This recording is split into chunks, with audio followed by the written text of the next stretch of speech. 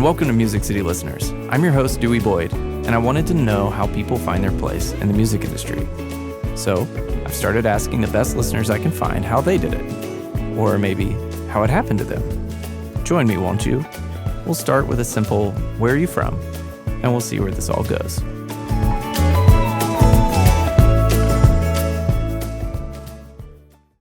Paul, thanks for being here. Yeah. Yeah.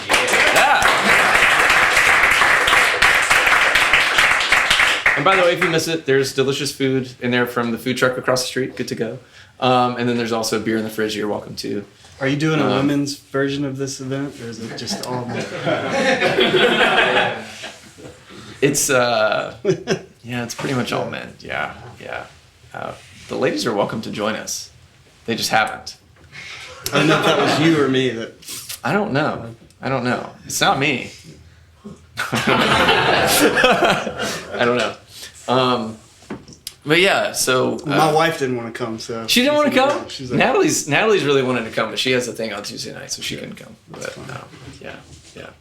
Well, I know the answers to a lot of the questions that I'll ask you, but these guys probably don't. So we'll start with pretty easy stuff. Like where are you from? I'm from Jackson, Mississippi, kind of right outside of it.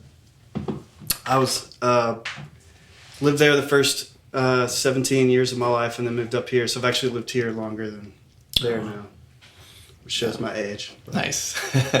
These guys have to be good at math, though. Yeah. So, and what brought you up to Nashville? Actually, it was my dad. So this will turn into a long story, but I always loved music, but and most of you are probably like this, where you grew up loving music, but at some point something was the trigger that said, oh wow, I want to do this. And for me, I won a guitar off the radio when I was 15. And they were actually, this will also show my age, they were having a contest to show how fast the yellow pages were. So you call into the radio station, they would say, look, we want you to look up 4115, and if you can do it under 30 seconds, you win the prize. And the day that I called in, it was a guitar. And so that's what it was like, in The Simpsons, when it's like the Simpsons and the clouds. It was like the guitar came down. So from then on, it was everything else in my life just kind of went away. And I think my dad, as dads do, just saw how passionate I was about this one thing, and well, how can I help my son, because I don't know anything about music. And so his one piece of advice was, he's like, if you stay here, you're going to be in a bar band or teach, So you need to go somewhere where people are making a living doing music. And Nashville was the closest place, so that was that. That's crazy. So tell the people, because I know, of course, what your dad does, and like why you have lots of things with your name on them. Yeah. That was another reason for moving. That's incredibly insightful for your dad. Yeah. My dad, my family has owned an automobile business since the 1950s. And basically my grandfather came back from World War II, and they were teaching, they had like little 6-week courses. So what are you interested in? I'm interested in accounting. Okay, you go over here and you get a certificate, and then you can get a job. And they were just trying to get GIs employed after the war.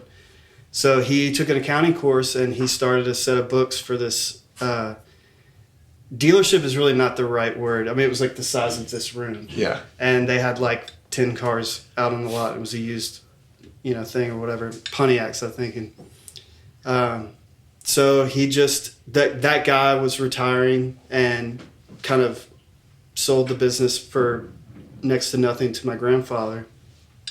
And my dad works there, my uncle worked there, my sister works there, her husband works there. It was very much a family business. It's a small little mom and pop operation, but I was named the third after my grandfather. So, and my grandmother used to say, like, when we'd be at the dealership at my grandfather's desk, she would say, well, that'll be your chair one day, So I just grew up thinking this is what I was going to do.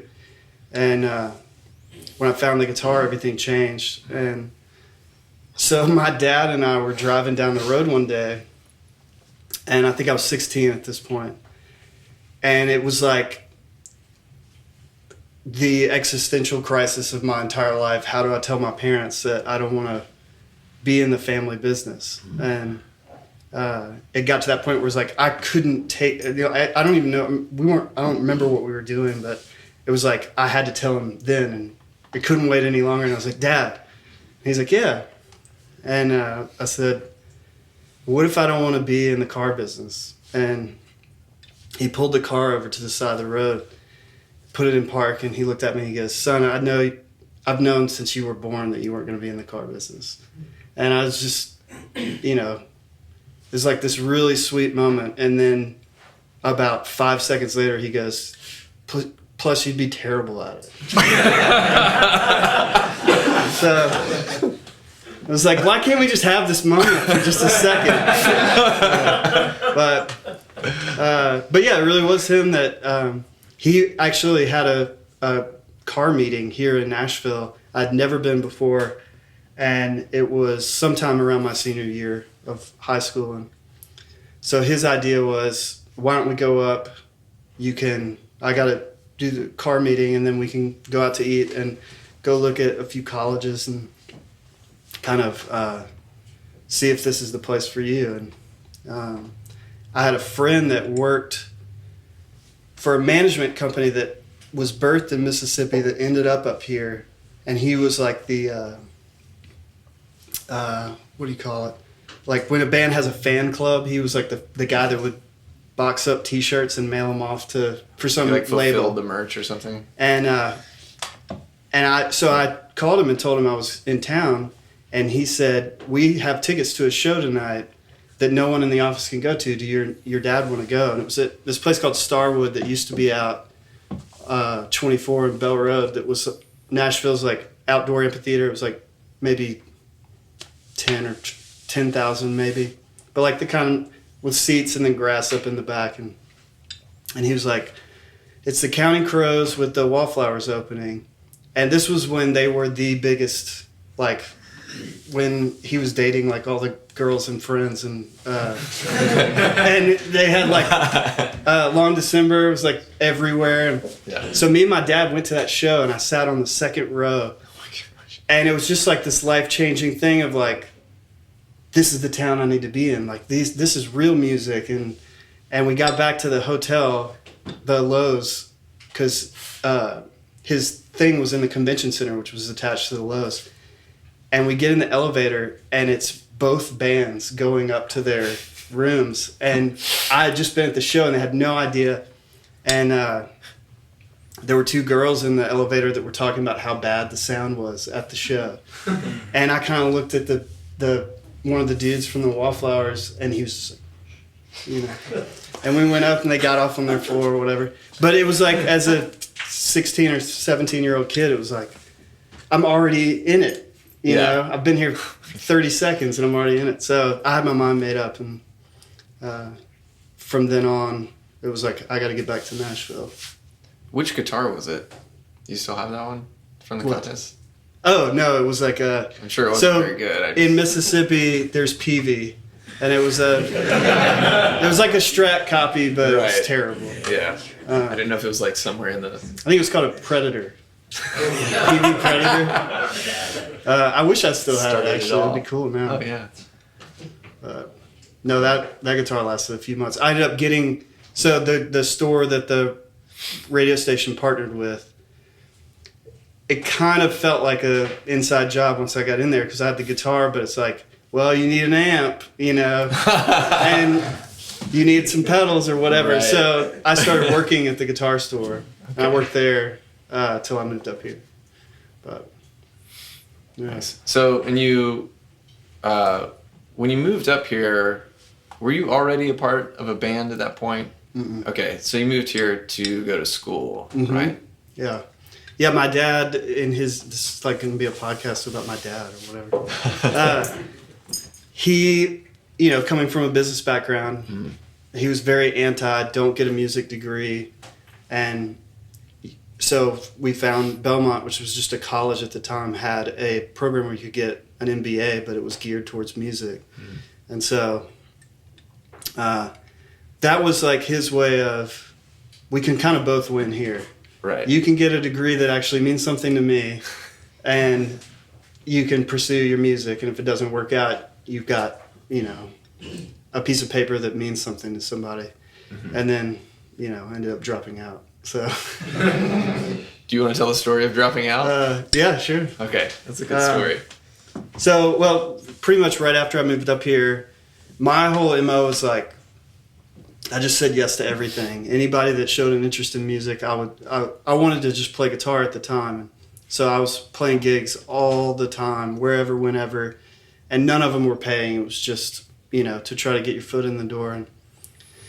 And through one of those gigs, there was a manager that had just signed an act that needed a guitar player, and so I filled that role, and that band ended up getting a record deal. And so I went out on the road touring them, and you know, when you play festivals and stuff like that in the summer, you meet other bands, and so this band would lose a guitar player, and I would go fill in with them or whatever. And there was a big alternative Christian band in the early 2000s called DC Talk that was basically like the Christian Beatles. I mean, they were huge. Yeah.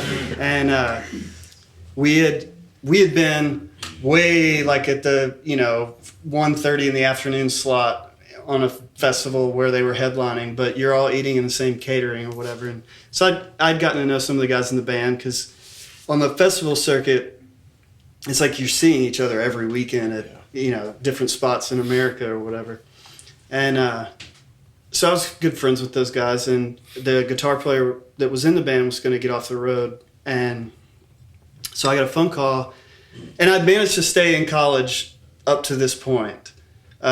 Just kind of being a weekend warrior and, you know, gigging at night and barely passing all my classes, some not. And their management called, said, you know, we're going to have an audition. Are you interested? I said yes. And so I showed up, and the day that I showed up was drop day at my school, which basically if you drop, you all know what it is. If you drop out, you get all your tuition back. If not, every day after that, they start dropping what you can get back, because it's to encourage kids to drop out, either drop out or stay. Yeah. So I told the management, I was like, you know, no pressure, but if you guys can let me know, I could get all my money for the tuition back. And it took them like 3 weeks to decide. So I keep going to class, and I'm like, do I even need to be paying attention? If I get this gig, like, I'm out of here. So I don't even remember what classes I had, but I finally get a phone call that's like, you're in, rehearsals start. It was on a Friday. Rehearsals start Monday, and they'd rented out the hockey arena to rehearse for the tour. And so I went and I dropped out, and I got like 20% of my tuition back. But I didn't care, because I was like, I'm going to be a rock star now. I'm playing in this big band or whatever. And spent all weekend learning their entire catalog. Go down, I drive my car down into the, what's it called now? It used to be called Gaylord, where the Predators play. Yeah, they drive it into the arena or whatever. There's this massive stage and a guy checking a kick drum, and it was huge. And I was like, I made it, you know. And I got out of my car, and this guy walks up to me, and he's like, hey, are you the new guy? And I was like, yeah. He said, I'm the production manager. Come to my office. And we went, and he shut the door, and he goes, I'm really sorry to tell you this, but the tour just got canceled. And I legitimately thought, okay, the pranking started right now, you know. And I was like, yeah, funny. And he's like, no, follow me. And we walked out, and they had like a 40-person crew, and he brought them all around. And he was like, sorry, guys, band's going through some drama. Tour's canceled. And I was like, I just dropped out of school and like lost all this money, and I'm not going back. You can't make me go back there, you know. And so I lived in a house with like, you know, 5 other guys that were all in school, and for the rest of the semester they got up and went to class, and I just like noodled on guitar and. That's where you picked up pedal steel, though, right? Yeah, absolutely. Yeah. I bought a pedal steel with the intention of learning it, and then I had all this free time, so I got a bunch of instructional VHS cassettes and would work on licks. But it was for me. It was like a really good.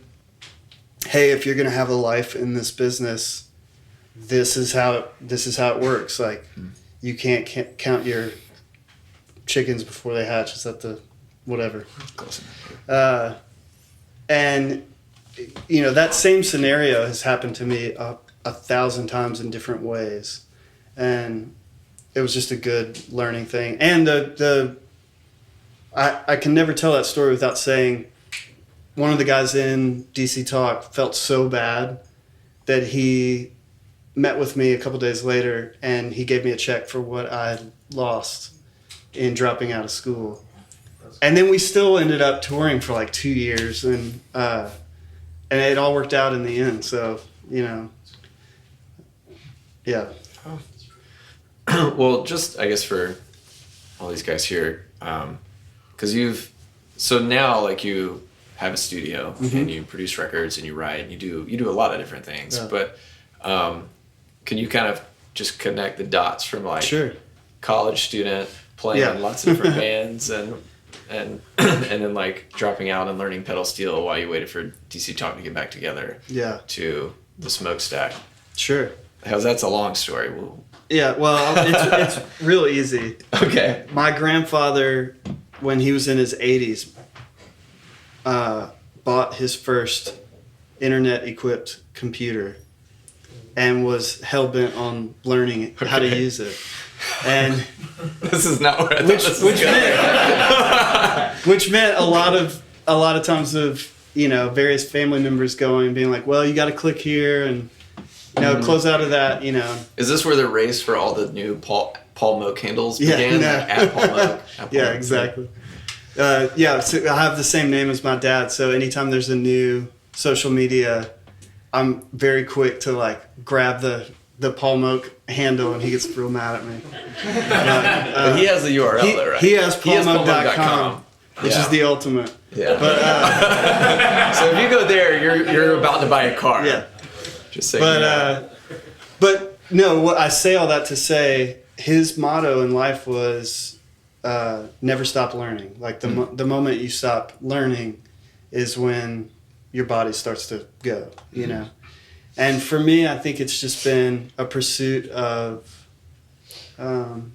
learning and of creative experimentation. And anytime I feel like you guys, are y'all familiar with the 10,000 hour rule? Anytime I feel like I've not mastered, but gotten to the point where I know what I'm doing, it's time to push on. And so when you juxtapose that with having a life in music, which means paying your bills, feeding a family, all of that, it's not just this free-willed spirit of like, I can't be content here, so I got to go here. It's trying to stay engaged creatively while also building a business. And so for me, all I ever wanted to do was be in a band. And I was in several, and none of them really worked out. And then I started through that DC Talk gig being a side guy. And then it's like, oh, wow, I'm actually getting paid to play. And there's food backstage. This is awesome, And so like all the little perks of that started to seep in. And each gig would be better and better. Each artist I'm playing for was more established. And what happens in that is there's a big security that comes with it, but also you're removed from any of the danger of the gig. Like if that guy has a bad night and no one shows up and he loses his shirt, I'm still getting paid the same as a hired gun, And for me, in my 20s, I spent most of them on the road, and the higher up on the food chain I got, the more removed from everything it was. And you're also more removed from the creative aspect of you're playing somebody else's parts that was, in the studio. And most big acts like that have hired bands, it's like you're kind of playing the same set every night. You're expected to kind of stand at the, walk out at this time and play your solo or whatever. And it just felt like I was trapped creatively by my mid-20s. And I'd been, every second I was in town, recording with my friends, and that was like the most life-giving, no money, but it was just something that was like filling the well up. And so I got married in my mid-20s and started having these conversations with my wife, like, man, I'm really not happy out on the road. And like, the thing that really got me was there was other people on the gig that I was on at the time that had spent their whole life trying to get to that point, and this was like the brass ring for them. Mm-hmm. And I'm like, what is wrong with me that this is this guy's favorite gig, and I'm just like, man, I wish we could jam a little bit, on this section or whatever. Like, and so after a lot of thought and introspective, whatever, I just kind of realized that maybe creating music is more where I need to be and not recreating it live. And that was a tough decision because I really loved being in front of people on stage. I really loved traveling.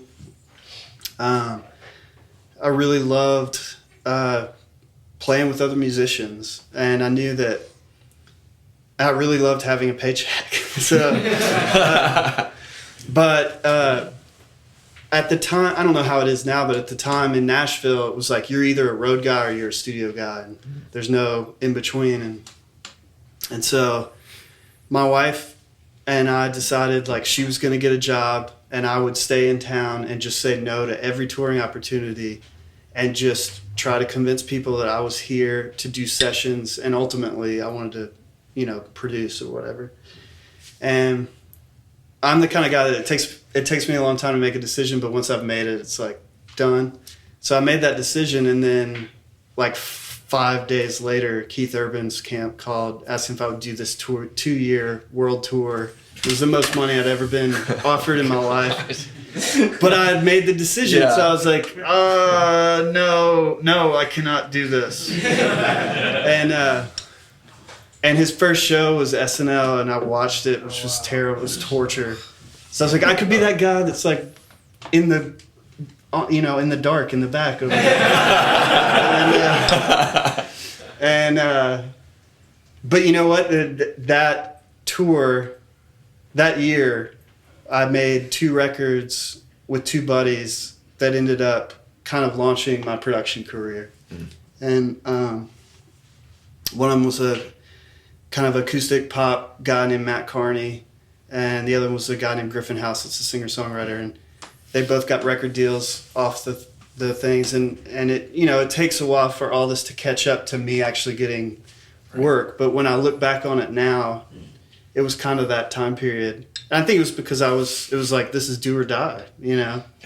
And so it's just been an evolution, like getting off the road. Sessions is what paid the bills while I was making those records, and then after a while it was like, well, how can I stop doing sessions so that I can only produce?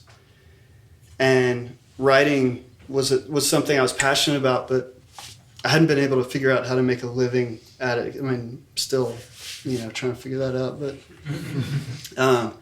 but it seemed to me like, okay, if I could get a company to pay me a small advance that makes up, what I was doing was I was making records, and then in between the records taking sessions on guitar, and the sessions on the guitar was what was floating me by until I could find the next record to work on.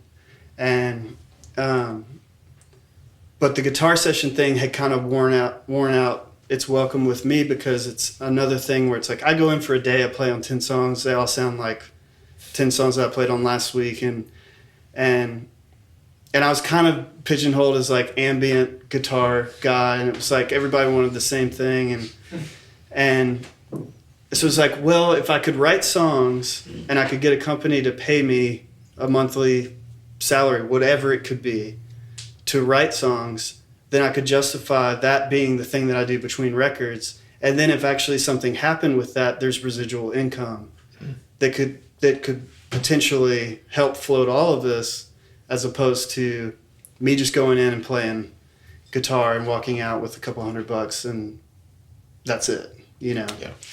So at the time, I just shifted gears and started writing a ton. And actually, I had a college friend that was a manager, you know, for a band that I was in for 10 minutes called Barely Heroes, who now had just moved up to New York to head up Razor and Tie's music publishing. They were starting a venture. And totally unrelated, she just called me and she said, "Hey, what are you doing now?" And I was like, "Well, I'm making records, writing, playing." She's like, I want to try to work out something on a publishing deal with you, just out of the blue, after I'd made this decision. And it was, you know, a very small, meager thing, but that's what kind of started the last, 12 years of writing. So now, and in all that, building a studio, that was by accident. I never wanted to have a studio. I was just into sounds, collecting guitars, and back when I was on the road, it was pre-eBay, so I was the guy that was like at pawn shops and these guys must not have seen your gear list to like not have had some kind of audible reaction to what you just said. I don't know. I have a lot of gear. They should either be like vomiting a little bit or like. Yeah, for me, it was a means to an end. Yeah, it was like totally. When I worked in Mississippi at the guitar store, I didn't know anything, and the guy that was kind of the head of the department, after hours, he'd be like, "Hey, pull that guitar down. This is what a Tele sounds like. This is what a Strat sounds like. This is what, a Marshall or a Fender or whatever." And I started to hear that stuff on the records I was listening to. And then it was like, oh, okay, well, I want to be able to do that. And so I just started kind of collecting with the money I was making on the road, just piece by piece. And that was intentional. What was not intentional was in the late 90s, early 2000s, kind of right when I was transitioning into trying to make music a full-time deal, Pro Tools got cheap enough for guys to start using it the way that we're all using it now. And I got to back up. It was, I actually had what was it? It was a Yamaha digital multi-track recorder that we had for one of the bands I was in to play our tracks, live, because this is pre, laptop. And so I made a bunch of records on that thing. It had 16 channels with 3 bands of EQ and compression and like a master reverb, master delay. I made actual records that are out on iTunes now, which is scary to think about. But are you brave enough to tell us the titles of any of those? Because I hadn't discovered songwriting yet, so the songs are terrible. Wow. But and the sounds are probably terrible too. But anyway, all that to say, it started with, man, I'd love to be able to just like mic up an amp and record guitar for people. And it's like, man, it'd be great if I could do a good acoustic vocal. Man, if we just had 3 mics, we could do a drum kit, and then it just kept building and kept building till now. So, and there were some bigger steps along the way. Like, I bought a house in Berry Hill in 2004. It was a little 900 square foot ranch that wasn't worth anything because the zoning had changed from residential to commercial, and it was at the end of a cul-de-sac, so you couldn't really have a business there. And it was a call center before I bought it, so there was a phone jack every like 12 inches. That whole thing. And I was like, man, if we could just figure out how to use this wiring. But dude, it wasn't Cat 5. And so that was like, well, I'll put my Pro Tools rig in here because I was at by that time I was in Pro Tools, and I'm just gonna use it to cut guitar for people and then slowly build a studio. But having a space, and you live there too, right? Yeah. Having a space just naturally, the gear thing just upped a notch because I actually had a place to put stuff, So, and then in 2009, I moved into an actual studio on East Iris that was closing down and was built by some pretty amazing people. And it was just the right fit at the right time for what I was doing. Been a good home since then. Yeah. So that's when we met. Yeah, I was saying, I could interject. That's I've told this story a handful of times, but this will be the short version. But I had because I was interning with Shane, who was next door, and he mixed the last record I did at that place. Yes, yeah, and so I had just Shane had just sent me Charlie Peacock sent out an email because he needed someone to help clean out his attic. Yeah. I don't know if I've ever told you this story. So, which that's kind of baller. It is, but I honestly didn't know. Yeah. So send out an email to his friends and be like, do you know someone young with a strong back to move hand papers down. So Shane knew those guys from back when he worked with them, and Richie was out there, Richie Biggs. And so he worked out with Richie, so I could sit in with him while he was doing whatever, whenever Charlie didn't need me to hand stuff down to him to sort through his old tax papers and stuff. Right. And because it was the attic of the studio, it was attached above next to the control room, so I could hear what they were working on. So I was like, man, this is some really good stuff. What is this? And Richie Biggs was like, oh, it's this girl named Joy Williams who used to do Christian music, and it's got John Paul White. So I accidentally, because of doing manual labor for Charlie, sat in on the mixing of the first Civil Wars EP. That's awesome. And then I was like, so it's I think there was enough time that elapsed between that and when I met you that I realized these people are going places. This is I should do this kind of thing. I should volunteer to do manual labor for someone in the music industry. Right. And so when you came in and were I kind of broke intern protocol by interjecting, and you were like, I just bought Platinum Labs. I'm moving on Friday. And I was like, do you need help moving your stuff? But I really didn't it hadn't connected. Shane and I had been talking about me trying to find an internship where there was tracking going on, because Shane was just mixing at the time. And, but it hadn't I didn't put two and two together that was a thing that I wasn't trying to weasel my way into your camp. Right. I didn't even know who you were. We were ill prepared for that move. Yeah. I was lucky. These guys don't know. I was so lucky because Natalie's family was coming in town that day. And so I had to leave at 3 or 4 o'clock. Yeah.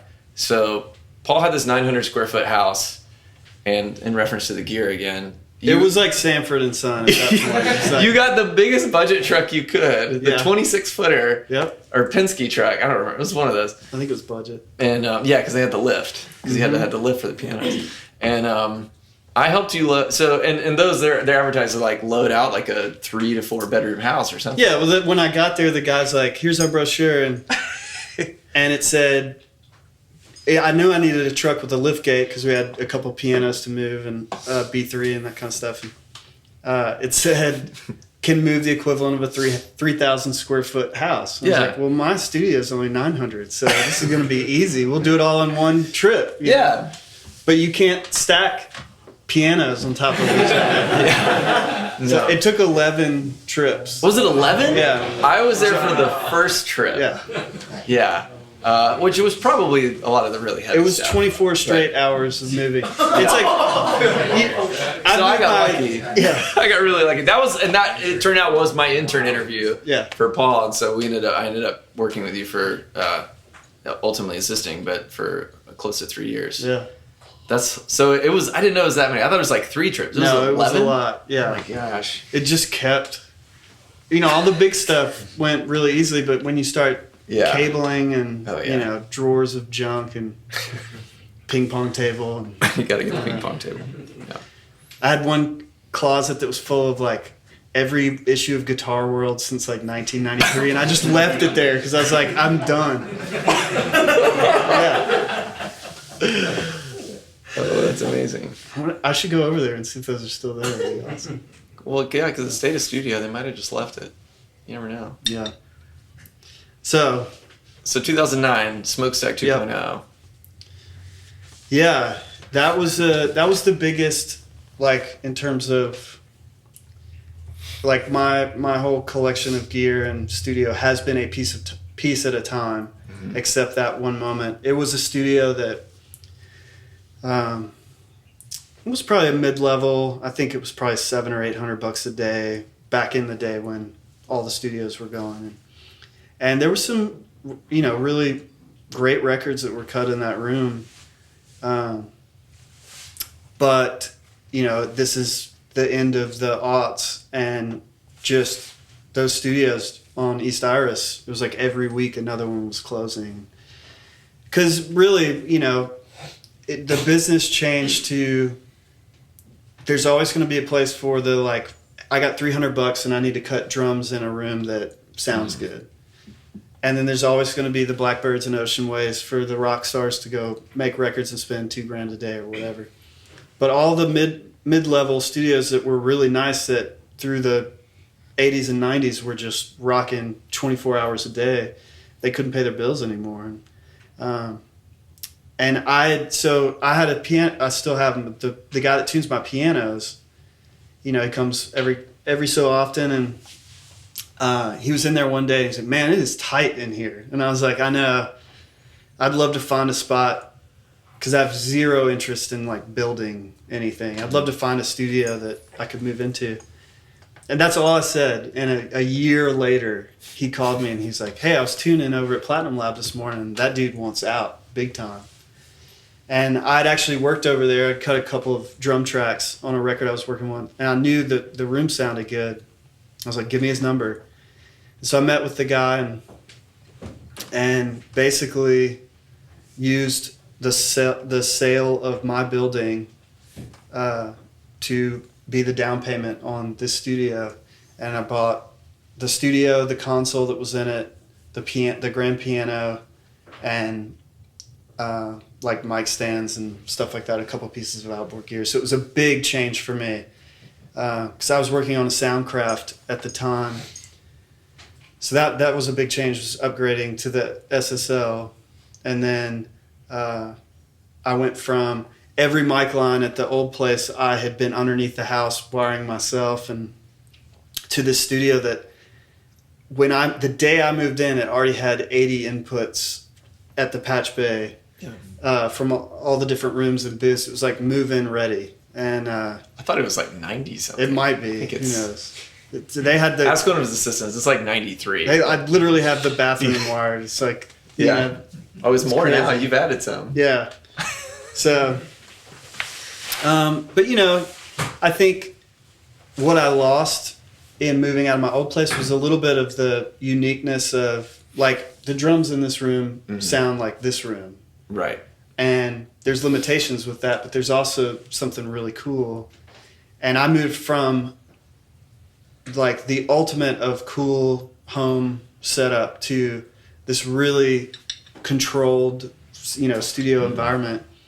And I'm not a controlled records kind of guy. Like the music that I love listening to is more made in spaces like this. So the challenge for me was, how do I make this not feel like a studio, not sound like a studio? And that just ended up being a lot of fun, and kind of is something that we work on all the time. It's like, I want it to function like a commercial studio where we're not spending any time like patching or auditioning or, whatever. Like, I want the artist to be able to come in and instantly see something, be inspired. Like, I want to play that. It's like, well, go play it, and it's ready to go. Yeah. And it, it's taken a lot of work, but that's kind of the fun side of it to me. And then in between records is when we kind of, well, what if we ran this through this, and all right, let's try it. Well, that sounds stupid, But what if we did this? That's awesome. Remember that, because someone's going to ask us if we know how to get, this sound from whatever record. And it's like, no, but this is a good starting point, And it's been a really great home for that kind of experimentation. What we miss in vibe is kind of made up for now in the fact that you could have drums that sound like a Green Day record, like an Ocean Way type sound, or something that's crazy off the wall just by different drums, different mics, different place in the room, different room, whatever. Yeah. So cool. I don't remember what the question was. Doesn't matter. I'll leave the time, and you know what? Let's push pause here. Okay. Music City Listeners is brought to you by 4115, the East Nashville recording studio dedicated to serving up homestyle recordings since 2012. And Music City Content Kings, a creative photo and video production company that believes in transparency and value. Good to Go, serving up the goodness from our favorite food truck and catering events for people who have good taste. And Handmade Productions, a couple of wildly talented dudes making all things music and video.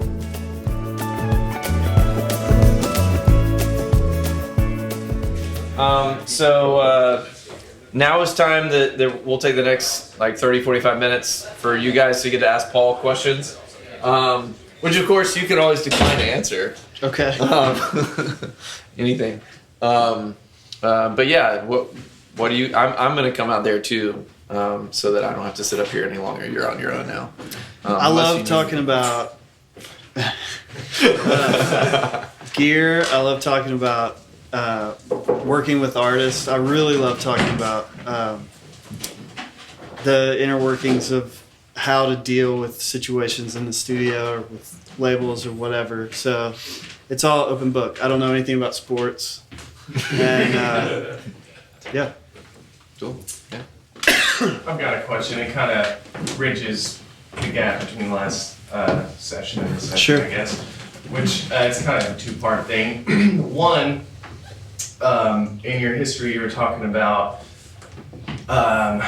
creative plateaus that you've reached in your life, right? So there's been 2 major ones so far, and now here you are, kind of at the next phase. So do you feel another plateau coming? What if you feel one, or you feel one coming? What is that? And also, well, let's just leave it there. Yeah. Yes. It's pretty much when I wake up in the morning and I take a shower and get ready to take my kids to school and go to the studio, I've doubted my entire existence 15 times within that. Not only in music, but as a father, and I think it's built into anyone that pursues an artistic, creative endeavor as a business. There's just self-doubt built into that, and I don't hit the major, or I haven't hit the major existential thing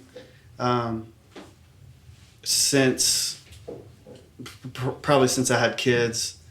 It kind of becomes more now of okay, I've spent 20 years kind of creating a life for myself in music.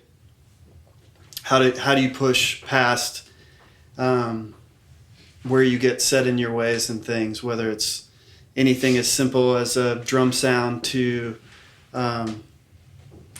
the way you approach dealing with an artist or writing a song. An example would be I've had this situation 3 times now where the demo for a song on a record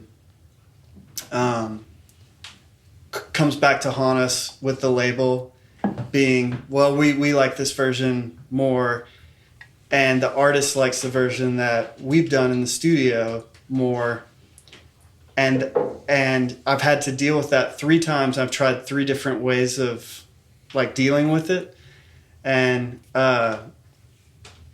it's not been successful yet. But it's like looking at things from the angle of, okay, I'm older now, I'm a little bit wiser. When I feel creatively plateaued, it's what's causing that? Am I writing with the same people too much? Am I working with the same bands too much? What do I need to change in the way that I approach what I'm doing? And a lot of times it can be as simple as like, man, I need to get out of town and like get away from going into the studio every day and just realize, like, kind of zoom out and be able to say like, man, the 15-year-old version of me would lose his mind over the fact that I get to even just do this for a living. And that's been the biggest thing, I think, is just maybe more of a life balance. Sorry, it took me all of that to get to this, which is, I think, living life outside of the studio, having a family, hobbies, a social network. You know, for a long time, you just have to work hard, and that has to be your focus, and you have to stay up all night, and you have to work on stuff that you don't like, and you have to just grind it out to get a name for yourself. I'm kind of more at the point now where it's like I'm trying to cultivate a catalog, if you will, of the records that I'm working on. And to stay creatively engaged means having a life outside of the studio. And I actually really look forward to taking time off on the weekends now and like doing stuff that's unrelated to music. And then I find when I go back in, it's like I'm not fried like I was Friday. I'm re-energized and ready to attack whatever's there. So I think maybe that's it, is kind of just repurposing your life. A lot of that was just maybe bad patterns of when I was on the road. It was like, you're just gone all the time. And so then I went from being gone all the time to being in the studio all the time. Now it's, now I think I just know how to gauge myself of like, man, I need to get out of here, you know? So, cool. But that's a great question. Thank you. Yeah. All right. Is that it? Was that both parts of the question? Oh, well, he kind of answered the second part, which was going to be, and if you want to like elaborate more, feel free, of course. How do you reconcile the business element and the creative element, and how they overlap, and maybe they kind of grind a little bit, you know what I mean? And the fact you depend on one, you know, for survival and whatnot. Yeah. How that all works. It's, I legitimately hate the music business. I really do, man. It is, in a weird way, that's comforting for me to hear. Yeah, I've not met an A&R guy that I like. I've not met an A&R guy that I feel like describes the definition of what A&R actually was meant to be. Right. Everyone makes decisions based out of fear, and you can't do that when you're creating. I feel like I'm personally ready for the music business to burn to the ground and us to get to the other side of whatever this is that we're in, because when I was a kid, the music business, whether it was good or bad, it was successfully operating, right? People were making money selling records, whether you liked the model of how it worked. And then I don't think it's coincidence that I moved to town the same year that Napster went online. And I'm like, I'm here, I'm ready to make my mark. And it's like, you know, the music business just... so I've had to actually... And I will admit, I am part of what destroyed traditional recording studios, being a guy that was like, I can't afford to do that, but I can't afford a laptop and, you know, a hard drive. And now I'm at the other end of that, where I have a full studio, and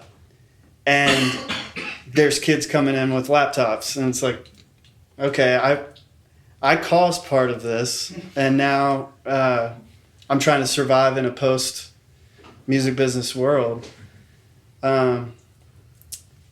but it's a necessary evil, you know. It's like I can't just sit on my high horse and say, you know, I only want to work with people that are, you know, non-label, passionate, independent artists. You know, it's probably more than half of my income, but it's just, if you're gonna feed your family, if you're gonna play the game, it's a necessary evil. And so what I'm trying to do, what I've been trying to do for the last 5 or 6 years, is try to distance myself as much as I can from the stuff that I know instantly kills my creativity, like budgets. I spend, as much time talking about the budget of a record as we do making it. And not with independent artists, with labels. They just overcomplicate everything. You know, a lot of the labels in town are signatory to the union, so there's a lot of paperwork and you know, I hated tests in school, so all that stuff like really affects. Like if I got to talk about a budget for an hour and then go in and try to be creative, it's just not going to happen, or it's just going to take me a long time to like switch gears. So I decided to try having a manager probably 10 years ago, and not to find me work, because there's no manager out there that I know of that can represent an artist and actually bring work in. But where I found it was valuable enough for me to give a portion of my income to this person was to say, okay, I'm not talking to anybody at the label other than the A&R guy. I will help on the budget when we're trying to figure out, you know, what the scope of the project is, and then you got to deal with it. And anything that comes up along the way that I need help with, I'm going to turn to you. And that has been worth every penny that I have not, you know, a lot of times you look like, oh, this person wants to take 15% of my income. I can't afford that. Well, you can when all of a sudden you have this much more time to actually make music, because you're not dealing with, you know, the stuff that you're not good at. So for me, it was just surrounding myself with people that are good at the stuff that I can't spend time doing. Another one is like file management. Like I can do it. I taught my guys how to do it, but if I'm gonna continually generate money, I can't be sitting in front of a computer screen making sure that all the right versions of a song got printed. I need to be in the other room writing the next song or whatever. So it's just thinking about, what am I doing? What can I outsource that, you know, at the end of the day isn't affecting the total outcome of the record? And I know if y'all are like me at all in this room, I've got a serious problem of like being obsessive compulsive about a project and knowing, well, I need to tune the vocals, you know, because I know how I want to hear them. Well, if you teach someone how to tune vocals the way that you want to hear them, it's not rocket science. And so maybe a better use of my time than tuning vocals is teaching Dewey how to tune vocals, letting him do that in the other room while I'm continuing to make the record, and we can get it done faster, get paid, blah, blah, blah. So, yeah. Great question. Thank you. Yeah. What's the ratio of like singer-songwriter, then you like hire the session players versus a full-on band that's already established? Like, what ratio do you of each?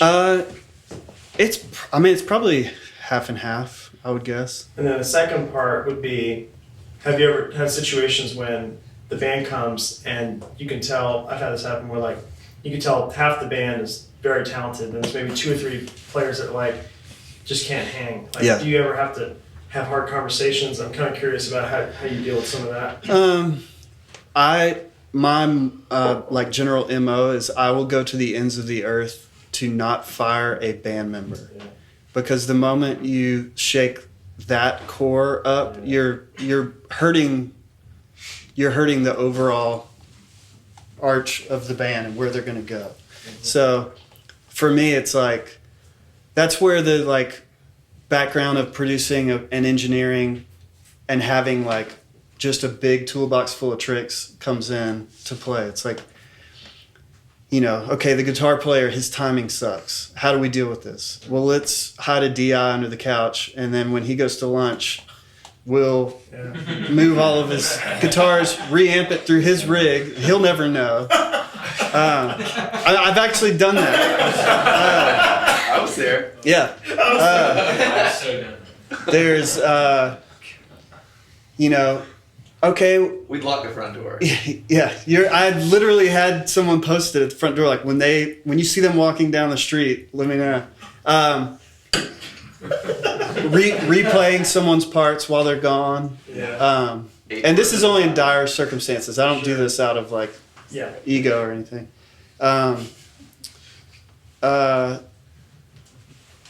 Patience, you know, having a lot of patience with someone and encouragement to try to like, most musicians can do better if they're just coached right, you know?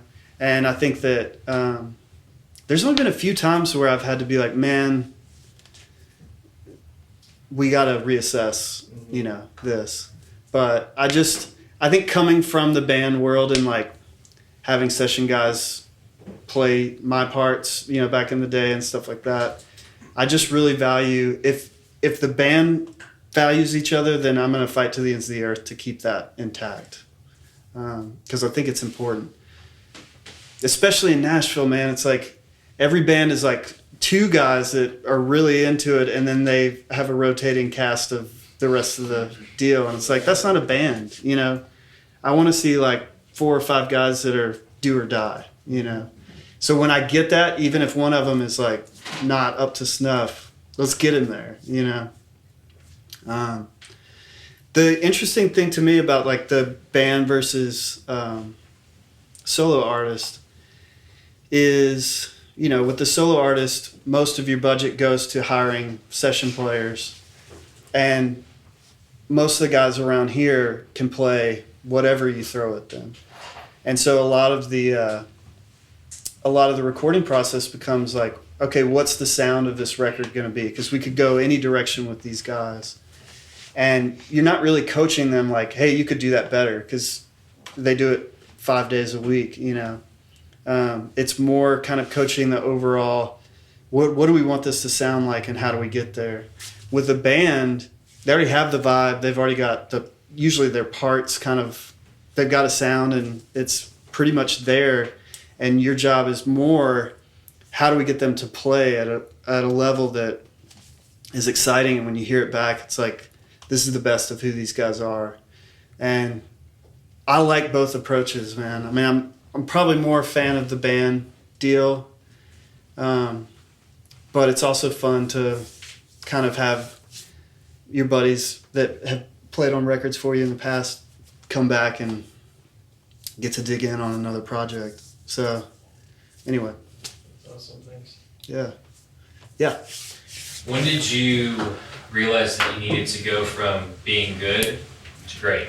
I'm learning that right at this very moment. You know, I think you spend a lot of time, at least for me, when I let's say when I found the guitar, it's like, well, can I play the solo to Comfortably Numb? And then you work at it until you can.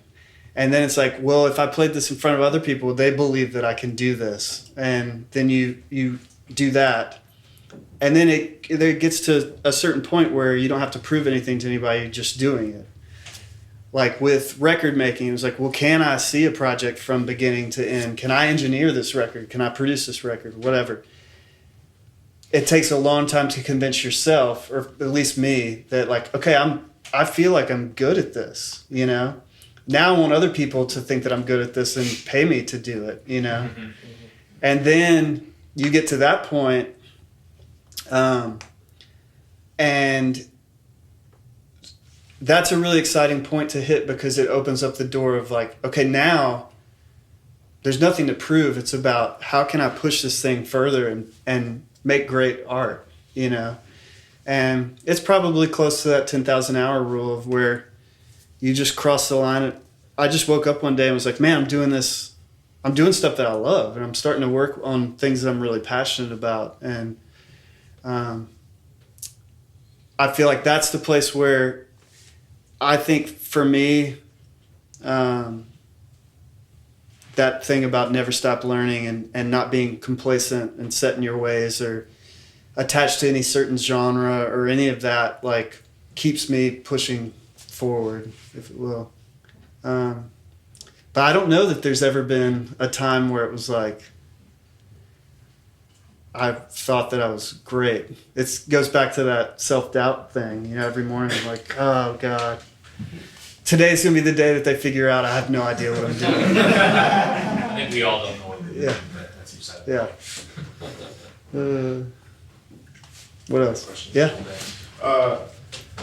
So I think the obvious answer to this question would be to hire an assistant, and I think a lot of guys in here will share this problem, but as an engineer, how do you find the line when someone hires you to both be an engineer and a producer? Mm-hmm.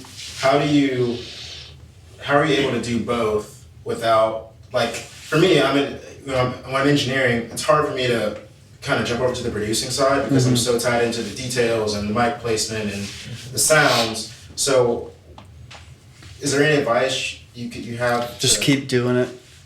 I mean, I would say for 10 years, I sat in front of a computer, tracking a band, playing guitar, trying to produce and work the talk back all at the same time. And it was a very, the very first time that I let someone else run Pro Tools was a life changer for me. It was like, wow, I did not need to have that part of my brain going there. And it was kind of a hindsight thing for me. It was like, oh, I can do all this. And then the moment I let go of operating the rig, it was like, there's so much more brain space to be thinking about being creative. And you know this from me working with you guys, but like I've gotten to the point now where I don't even want to be in the control room when we're tracking. I want to be out on the floor with the band. Even if I'm not playing anything, a lot of times that you can just get a sense of the energy in the room, and like when the right take happens, you all kind of feel it. And I feel like that's more important to me than what I'm hearing through the speakers in the other room. But I'm only afforded that because I have a crew now, And I think it's just doing it until you realize, can I teach someone how to do what I'm doing? With operating Pro Tools, absolutely. With, for me, with like drum sounds, I was lucky enough to have an intern that became an employee that is a drummer, and we geek out on that stuff all the time. And he's my engineer now. And it's like he learned what I wanted, but now I'm like, what do you think? Because we've been working together so long, he comes up with good ideas that I wouldn't think of. And it's that collaborative thing of, back to what I was talking about earlier about wanting to control a project. I think that a big revelation for me was, if I approach a project from, I hear a song and I know that it can be this way, and so I just need to do the steps to get it how I hear it in my head, then the totality of the song is just going to be how I hear it in my head, which could be cool. And that's the way a lot of guys produce, and that's fine. But what if it was me and the band, or me and these hired players that I've hired for the session, and I don't really tell them what to do. I just hired them because I know their personality or how they approach their instrument. And maybe my role as a producer on this project is not saying anything and seeing what happens, because that could be greater than me being like, well, if we play the drums like this and we play the guitar like this, it'll sound like this. And I've spent years and years doing that. And now more in the thing of like, I'm going to get the right people in the room and see what happens, because 10 times out of 10, it's surprisingly awesome to me. And that's been a really fun way of approaching records. And that's probably more of like the singer-songwriter hiring a band thing. But anyway, yeah, get an assistant. Yeah. In the band world, so like in the singer-songwriter world, I see how that could apply when you bring the right people and the magic happens. Yeah. But in the band world, can you describe a like real scenario in which a band came in with a song and an arrangement that was maybe like 75% of the way there, and you helped take it the extra 25%? Yeah. How you took it that way, and how that happened, and what happened in that moment of the 25%? Sure. Finish. Yeah. I try to preface working with bands by having a conversation about, look, we're not making a good record if there's not some tension, at times. But I need you to know that my entire goal with this whole thing is that the music be the best that it can, and I want to serve you guys. I have no ego or agenda. And so don't feel like my ideas are things that we have to do, but also don't throw them away because they're not your ideas. Let's work together. And if you feel like there's that comfortability with the band, I've worked a lot with this Nashville band called Goodbye June that is 3 cousins, 2 guitar players and a singer, and then they have a bass player and a drummer, but it kind of changes depending on who's available. And so when they would come to the studio, all of their ideas were guitar driven. And so a lot of my input on it was, like, this is great, but how do we boil this down to like a, 4-minute more pop song than your stoner jam that's, 20 minutes long or whatever. And I say all that to say, and then coming at it from, well, let's get a rhythm section vibe happening that really supports what you guys brought in. And all I'm doing is finding what's missing in that element. Kind of the same way that I approach writing songs is if someone comes in and they're really great at melody, then I'm going to turn my melody part of me off that day and work on the lyric. And same thing with the producer. Like if a band comes in with a song and it's, like you said, 75% there, well, what is that other 25%? And how do I bring that out of the band while making them feel like it was a group effort and not me just, this is how I hear the song, we need to do it. And it can get tricky. I think that to me, the thing is having conversations about building trust. A lot of people, I think, feel like they're indebted to the producer because the producer's taking his time in his life to give to the project. But I kind of look at it with a band like everyone's equal, and we're just gonna, like, even my guys that I'm working with, like, everyone's input is valid, and there's no hierarchy per se. It's just us all trying to figure it out. I think that's me coming from a band background of wanting to just, I say a lot of times maybe the reason why I became a producer is so I can be in a band for 6 weeks and then quit that band and join another band. Yeah, so the question with that though is like, how do you budget the time in that scenario? Well, gosh, man, that's a loaded question. I know, but like that's what I mean. It's like if you're coming into it with like we want to produce an EP, 4 songs, we want to produce 1 song. Right. How do you budget the time if the song's not totally there? How do you expect to be able to finish that song in a certain amount of time? Right. I went from a really rigid. The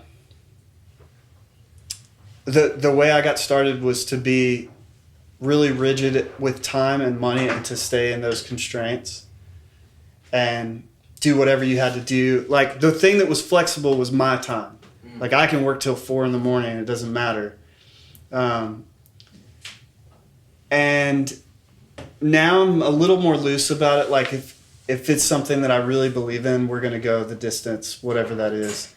Money's where it gets tricky. And so my time is, what's the chemistry term? So, it's fluid. I can like move it and, but there are hard things in budgets like, let's say a band wants to cut strings on a song.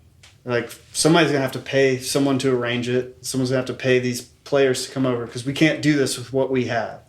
And so that's when you try I try to front load working with a band by asking enough questions to kind of cover my bases on whatever might arise. And the more you do it, the better you get at noticing like, okay, they think this record's going to take 2 weeks, but now having met them and worked with them, in a pre-pro sense or whatever, I know that we're not going to be able to get it done. So I need to make sure that the budget reflects that, The challenge though is I don't have like a rate. Like most everyone that I work with besides major labels come to me saying, hey, we've got this much and we're trying to make a record. And so Dewey's heard this before, but my like tried and true method over the years has been to look at a record or any project from a 3-tiered angle. The 3 M's, which we still haven't figured out yet. Music, obviously, do I dig the music? Is this something I'm into? Money, do they have any? How are we going to budget this record? And then what has become more important to me in later years, which is the hang, which there's no M for. But am I going to get along with this artist? Is this artist at a point in their career where it matches the point that I'm at my career? Or am I just making another record that's going to sit on somebody's mom's hard drive, That was mean, wasn't it? But, it's like I want to align myself with people that are doing something that can hopefully bring me more work because they're going out and being great at what they're doing. So the rule is if I can get 2 out of 3 of those, I'm going to have a good time. It's going to be a good experience.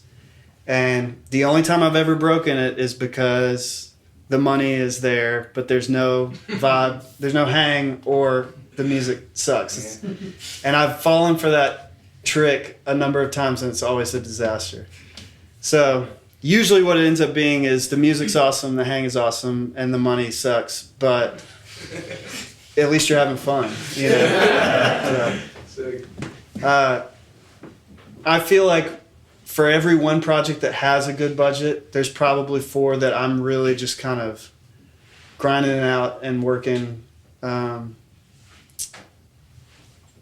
fast and as hard as I can and looking for the next decent budget to help bridge the gap.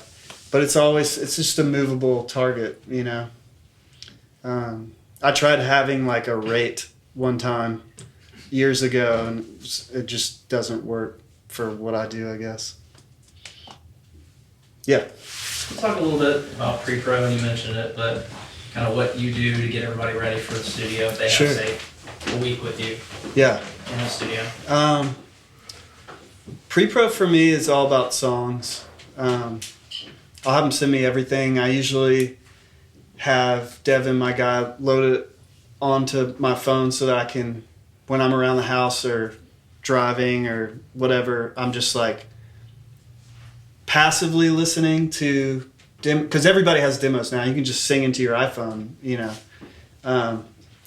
and so I'll get familiar with the stuff without actually just sitting down and like really focusing on it. And then let's say I know I'm going to have pre-pro with them in a week or whatever. Then I'm familiar with all the songs. I'll sit down and listen to them actively and make notes about what I like about each song, what I don't like about each song. I try to be more supportive than negative, but honest at the same time. And then I'll usually, let's say we're shooting to get 5 songs for the EP. I'll give my picks in terms of like, these are non-negotiables. If you don't cut this song, I'm not working on this project. To, I like these, but we there's only space for 2 and there's 4 here, so that's something we need to talk about. And then these are the ones that I'm not connected to at all. And so it's a hefty amount of work for me on the front end, especially like for full-length records if a band's turning in 30 songs. But it's work that has to be done. And really what it is for me is just looking for songs that I'm willing to go the distance with, because it's going to take a lot of time and a lot of emotion and sweat from me. So I need to be connected to it. And then we'll usually either through email or sit down face-to-face if they're in town and try to get that list down to, okay, these are the 5 that we're doing.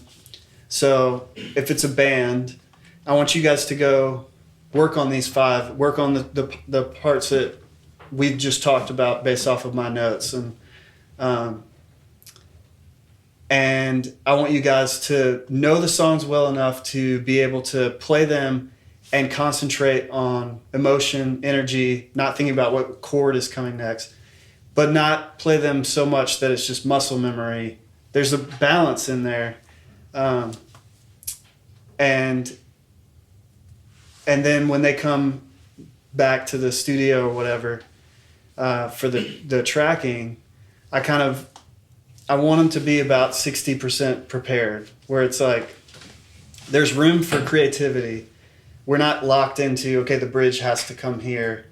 Because I can't flush that stuff out until we're in there doing it. And I'll even say stuff in pre-pro that when we're tracking, I'm like, that was totally stupid.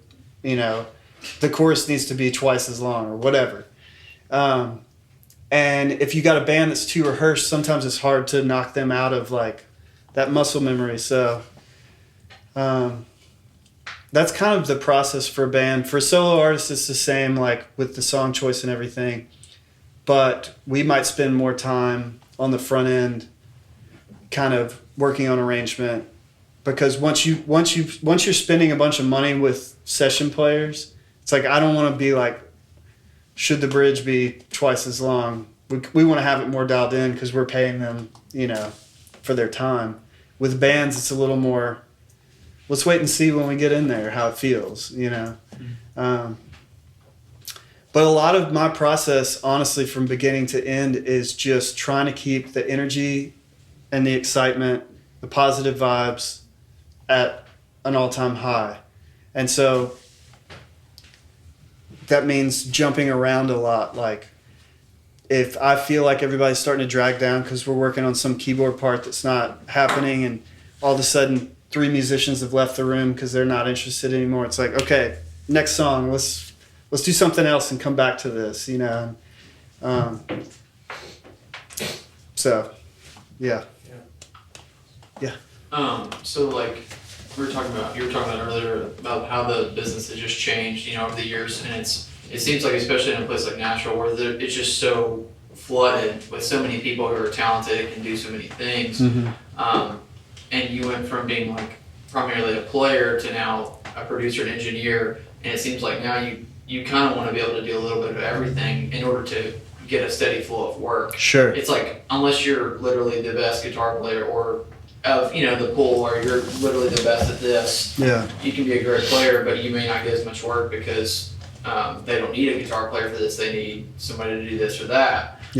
So how do you go about, maybe not anymore because it seems like you're kind of focused in what you're doing now, but when you're in kind of that transitional period of being a player but also engineering and producing and things, how did you go about focusing on everything at once? Or was it more like, do you take the approach of master like this one thing really well, then move on to something else? Because that's what I struggle with, is just like, do I work on my playing more, or do I need to spend more time working on getting better sounds? Like, right, I know that's different for everybody, but sometimes it's overwhelming to figure out where you put your time and like where you value that in terms of where the business is and that kind of thing. I personally feel like we're at a weird time where I've got friends that I've got a friend that is the most incredible drummer who's being forced to have a studio because that's what you do now, like to have a drum room. And he doesn't have 1 ounce of brain power to work Pro Tools, but he has to, it's like you got to engineer, you got to play drums. And that's like the thing that we're in is everybody has to be a guitar player, engineer, producer, barista, photographer, the whole deal. Mine was not realizing that and the necessity of it. It was just that continual learning.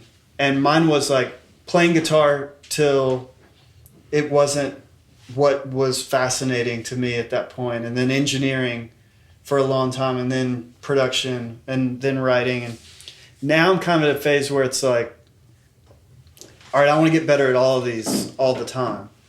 But for me, it definitely was focusing on one thing until you could focus on something else and still do that, if that makes sense. Like, because the whole time I was engineering, because I had a place kind of like this where no one would hire me to produce yet, but they would come track, at my place.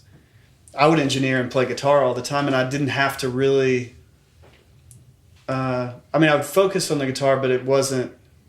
I was able to do it in addition to the engineering, which is what I was freaked out about.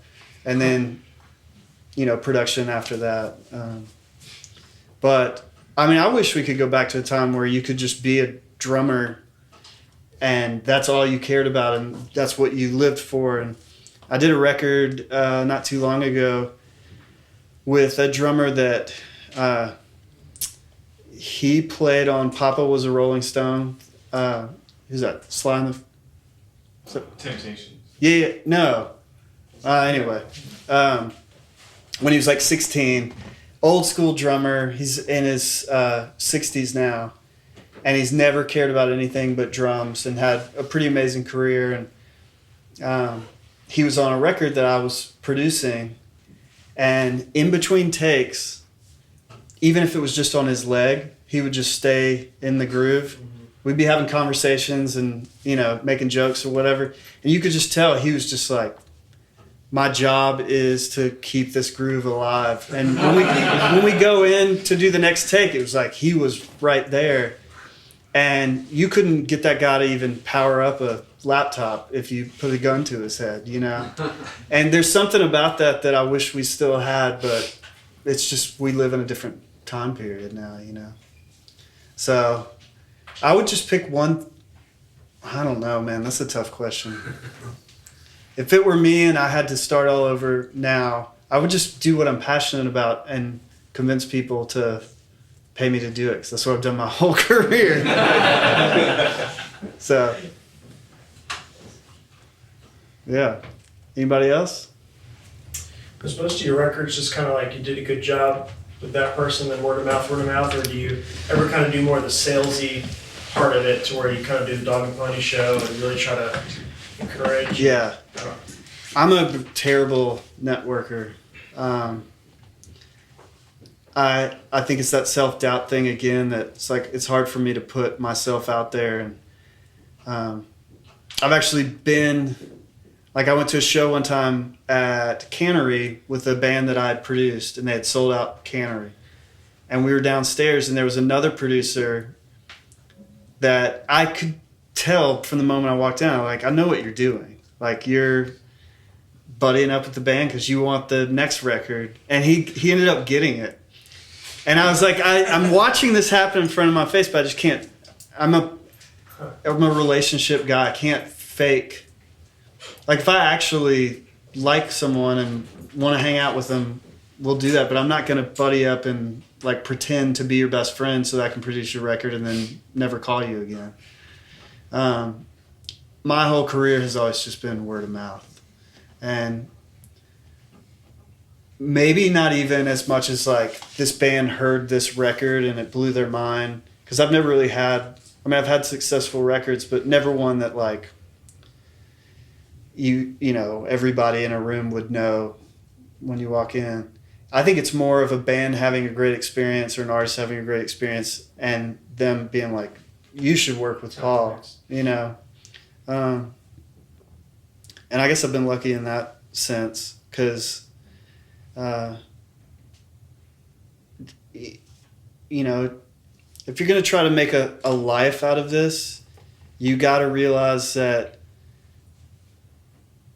everyone that you piss off is going to come back around at some point, you know? So I try to think about that even with like the A&R guys that I can't stand. It's like,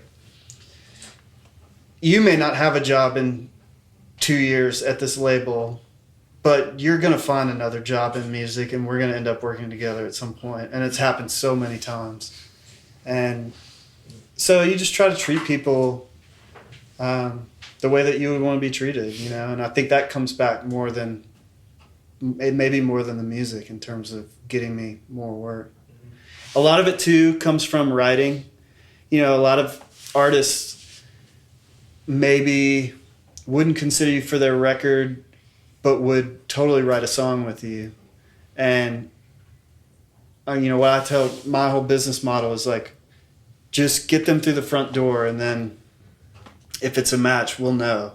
And I've had so many records that came out of just writing sessions with an artist or a band that, like, they just had a great day, or we wrote a killer song, and then that starts the idea in their head of like, oh, maybe we should make our record with him, you know? Is that something you charge for, or you just say we'll split the points? No, that's like, that is just laying the groundwork, you know? Awesome. No, so, yeah, the songwriting thing, you know, hopefully one day will residually, I mean, I've made money off of songwriting, but it's never been anything to like, you know, jump up and down about. I think, if anything, it has just brought me a lot of work in terms of, if you're going to be a guy that's in your studio all day and you're not going out and hustling, then somehow somebody's got to come through that, you know, that you can create a connection with, and writing has been a great opportunity for that with me.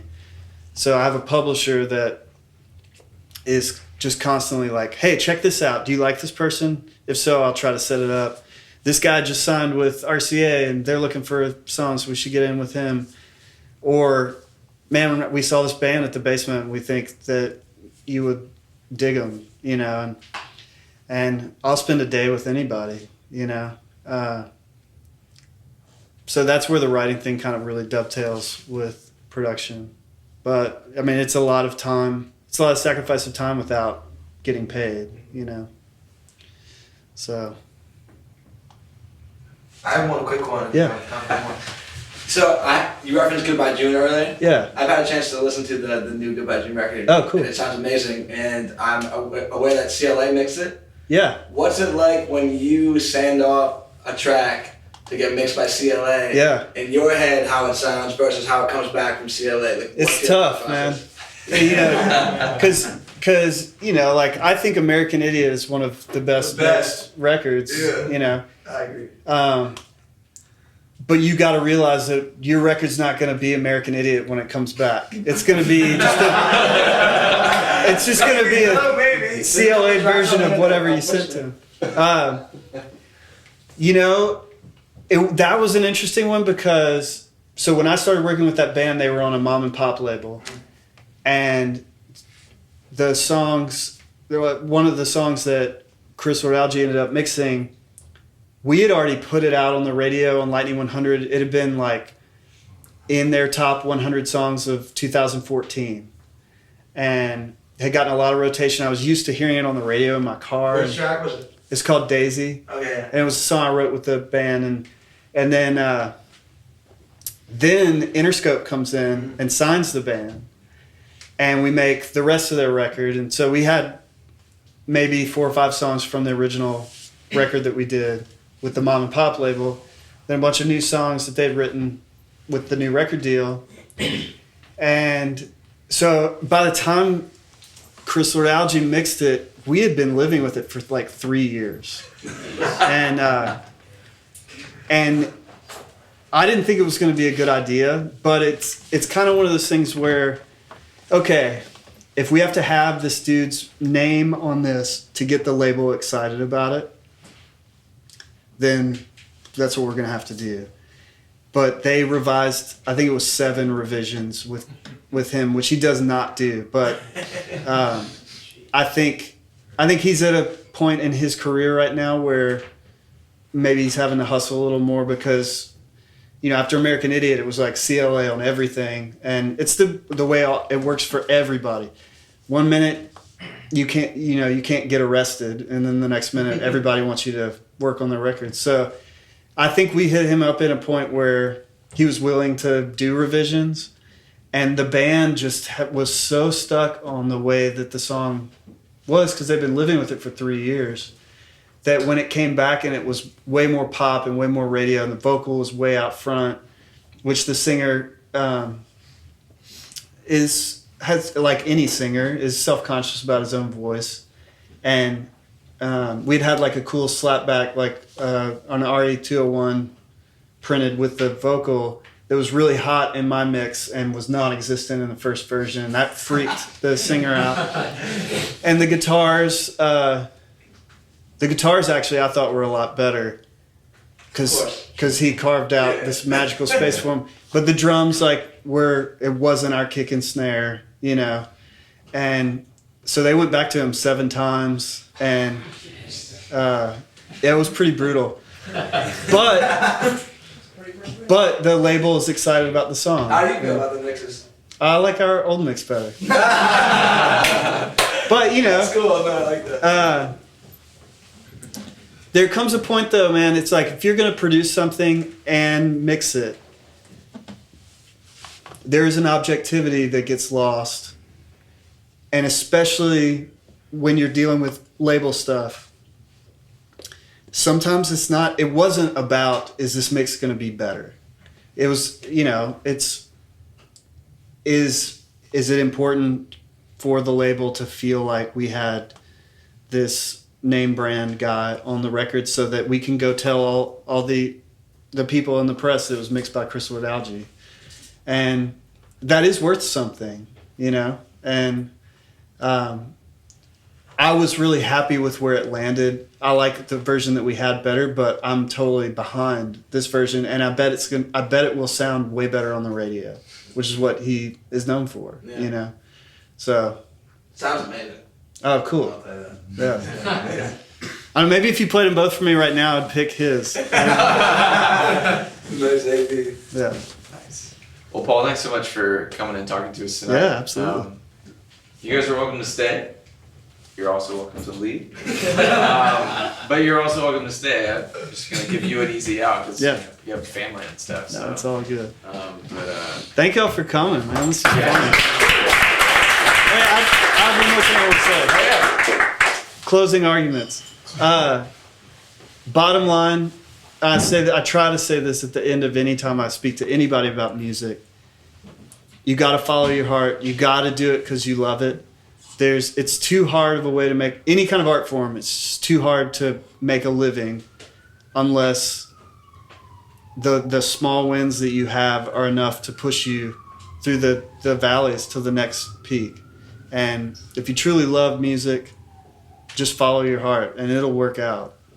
So that's it. Yeah.